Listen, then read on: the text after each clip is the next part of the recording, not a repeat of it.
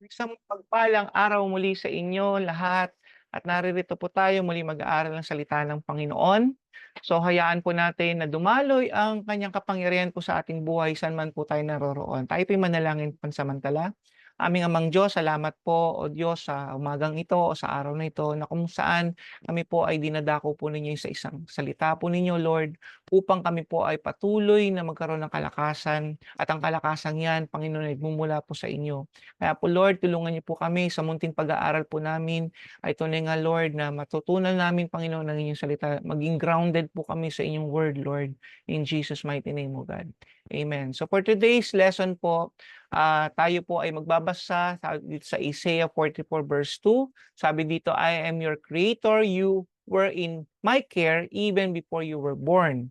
Alam niyo po ba na ang bawat isa sa atin ay hindi po aksidente? Tayo po ay maaaring naka-experience tayo kung sino man yung nanonood sa akin ngayon, maaaring naka-experience ka na ikaw ay hindi tanggap ng mga magulang mo nung sinapupunan ka pa ng iyong ina or medyo hindi mo tanggap o hindi tanggap ng paligid mo kung sino ka. So meron tayong tinatawag na parang rejection. Okay, so alam niyo po ba kahit nire-reject ka ng mga kapwa mo sa paligid mo, mahal ka ng Panginoon kapatid. May pag-asa. So bibigyan kita ng salita ng Panginoon kung saan ikaw ay napakaimportante sa mata ng Diyos. Sabi dito sa Isaiah 44:2, ikaw ay ginawa ng Diyos. Ako at ikaw ay ginawa ng Diyos at ang kanyang mga mata, 'di ba, ay nasa sa'yo at nasa sa'kin. Kaya sabi dito, we were in my care even before you were born. Inaalagaan na tayo ng Panginoon. Dun pa lang nasa tiyan pa lang tayo ng ating mga nanay, 'di ba? Inaalagaan na tayo ng Panginoon. Maaaring may mga na-experience diyan, inipit kayo ng nanay ninyo para hindi kayo lumaki, gusto kayong ipalaglag. Pero alam niyo po ba, nabuhay kayo hindi dahil sa kagustuhan ng tao, nabuhay kayo dahil gusto ng Diyos na mabuhay ka sa panahon na 'to, nandiyan ka, nakaranas ka na ng buhay, okay? So gusto ng Panginoon ma-realign ka lamang doon sa plano ng Panginoon kung bakit ka nabuhay. Kaya nga po yung last topic po natin, bakit ka nabuhay sa mundong ito? So sa umagang ito o sa araw na ito, gusto ng Panginoon, sabi dito sa Psalms 138 verse 8, "The Lord will fulfill His purpose for me." Tatapusin ng Panginoon, gusto ng mangyari ng Lord yung purpose mo o yung buhay mo ay ma-align sa purpose ng Diyos. So, papaano ba mga ating gagawin yan? Kailangan nating bumalik sa Diyos. Sabi ko nga sa inyo kahapon, may manual. Ang manual po ng mga binibili natin mga kasangkapan ay nandun po sa box. Nung tayo po ay sinilang dito nang wala tayong mga damit, 'di ba, wala tayong ari-arian, nung sinilang tayo dito sa mundong 'to, hubad-hubad po tayo. So, tanging ang manual lamang po natin ay salita, salita ng Diyos. Saan po nakikita po 'yan? Saan po natin maririnig 'yan? Saan mahahawakan 'yan? 'Yan po yung Bible po.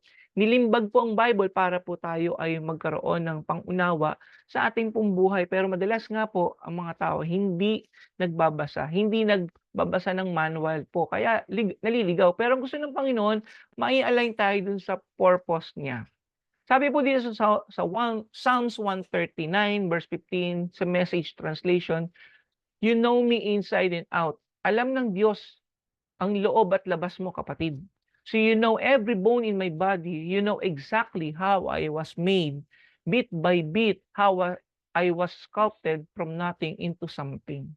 Napakaganda po ng message ng Panginoon dito no, sa Psalms 139 verse 15 na kung saan kilalang kilala tayo ng Diyos. 'Di ba? Maaaring ikaw hindi mo kilala sarili mo.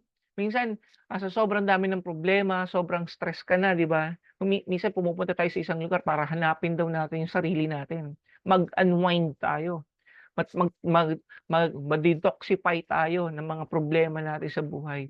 Pero alam niyo po ba, hindi natin makikita yung dito lang sa lupa because ang ating pong buhay may something na kailangan mapulpil. Hindi po yung sa pamamagitan ng material things o anumang pleasure in life. Ito po ay tanging sa Diyos sapagkat galing tayo sa Panginoon. Siya yung nagbigay sa atin ng buhay. Kaya nga dito sabi sa verse na ito, kilala tayo ng Diyos. Simula loob at labas. Alam niya yung mga buto natin, alam niya yung sitwasyon mo, pinagdadaanan mo, yung karamdaman mo na ngayon, kung meron ka man sakit na nanonood sa akin. 'Di ba? Ano man ang meron ka ngayon, alam ng Diyos 'yan. Sapagkat sabi ko nga po kanina, hindi na humihiwalay ang mata ng Diyos sa kanyang mga nilikha. Sabi pa dito, "You know exactly how I was made." Grabe 'no? So nilikha, 'di ba? Bit by bit, how I was sculpted from nothing into something. So from nothing into something, marami pong alam niyo, maraming mga tao ngayon nagpapakamatay because hindi nila alam kung, hopeless na sila. Pero alam niyo po ba, merong meron kang pag-asa, may purpose ang Panginoon sa'yo kapatid. So yun po yung ma-encourage ka dahil ikaw ay nilikha ng Panginoon dahil merong siyang gustong mangyari sa buhay mo. From nothing into something. In Psalms 139 verse 16 sabi dito, "You saw me before I was born and scheduled each day of my life." Ulitin ko po, "You saw me before I was born and scheduled each day of my life before I began to breathe." So 'di ba, in-schedule ng Panginoon yun, lahat ng bagay na yun. According to this book of Psalms 139 verse 16, alam na alam ng Panginoon, bawat hibla ng buhok natin, yung tibok ng puso natin, everyday sabi pa dito, everyday was recorded in your book. Grabe 'no? So sa langit po meron tayong talaan, meron tayong, parang, diary na kung saan paano tayo nabubuhay sa mundong ito ay nandoon po, tinitignan ng Diyos. Kaya nga alam ng Panginoon ang pinagdadaanan mo. May pinagdadaanan ka man kapatid, ito na yung bibigyan kita ng encouragement. Alam ng Diyos yan. At paano ba natin masosolusyon yan? Lumapit ka sa Panginoon. Wala tayong magagawa sa mga bagay ng problema natin kung malayo tayo sa Panginoon. At ang sabi pa sa Isaiah 46 verse 3 to 4, ito po ay sa New Century Version, sabi diyan, "I have carried you since you were born." Hindi ang nanay natin, hindi yung nurse ang nagbuhat sa'tin. Nung nandun pa lang tayo sa sinapupunan ng nanay natin, sabi dito, "I have carried you since you were born." Nandun, binitbit na niya tayo hanggang sa lumabas tayo, hanggang sa lumaki tayo. We were carried by God. I have taken care of you from your birth, even when you are old, hanggang sa pagtanda po natin. Hindi nagkulang ang Diyos sa atin. I will be the same, sabi ng Panginoon. And even when your hair has turned gray, I will take care of you. Kaya kung may nanonood po sa akin dito na may edad na, sabi nga, mga gray color na mga buhok nila, kapatid, hindi ka pinabayaan ng Diyos. Napakabuti ng Panginoon. His goodness, His mercy, endureth forever. Hindi ka niya iiwanan, hindi ka niya pababayaan. I made you, sabi pa dito sa verse 4, "I made you and I will take care of you," says the Lord. So grabe ang pangako ng Panginoon dito, no? Panghawakan mo po ninyo ito sa Isaiah 46 verse 3 to 4. Panghawakan 'yan na kung saan hindi kayo pababayaan ng Panginoon hanggang sa pagtanda po ninyo. Kaya don't worry po, ano man yung pinagdadaanan niyo, ano man yung sitwasyon ninyo, don't worry. Kapatid, may pag-asa. Sapagkat ikaw ay pinagplanuhan na ng Panginoon noon una pa man, hindi ka aksidente at wala pong aksidente sa Panginoon. Yes, maaaring nakakaranas ka ng problema, pero tandaan po natin, ang problema po ay para sa ating pagtibay, sa ating pananampalataya at paglapit natin sa Diyos. Hindi po yan dahil gusto kanyang parusahan. Marami pong pinanggagalingan ng problema at hindi ko po kayang talakayin yan sa oras na ito. Pero ano man yung pinagdadaanan mo kapatid ngayon, sa araw na ito, o meron kang nangyari ng nakaraan, ito lang masasabi ko kapatid, may pag-asa sa Diyos sapagkat hindi ka aksidente na nilikha ng Panginoon.